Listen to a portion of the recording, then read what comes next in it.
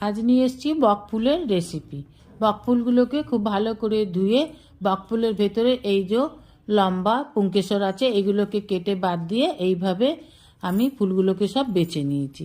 নিয়েছি 2 চামচ বেসন, 2 চামচ চালের গুঁড়ো, নিয়ে নিলাম হলুদ, লাল লঙ্কার গুঁড়ো, জিরে ও গরম মশলা গুঁড়ো, নিয়ে নিলাম আদা রসুন বাটা, আমচুর, বিট লবণ, সাদা লবণ আর একটু জল দিয়ে একটা ব্যাটার বানিয়ে নেব। ব্যাটারটা হয়ে গেলে এবার ওভেনে ফ্রাইং প্যান বসে দিয়ে দেব সাদা তেল। তেল গরম হয়ে গেলে ব্যাটারের মধ্যে বকফুলগুলোকে ভালো করে মাখিয়ে নিয়ে একটা একটা করে দিয়ে উল্টে পাল্টে ভেজে তুলে নিলেই তৈরি বকফুলের বড়া, বকফুলের পকোড়া। গরম গরম ভাতের সাথে পরিবেশন করুন অথবা চা বা কফির সাথে পরিবেশন করুন বা এমনি খান।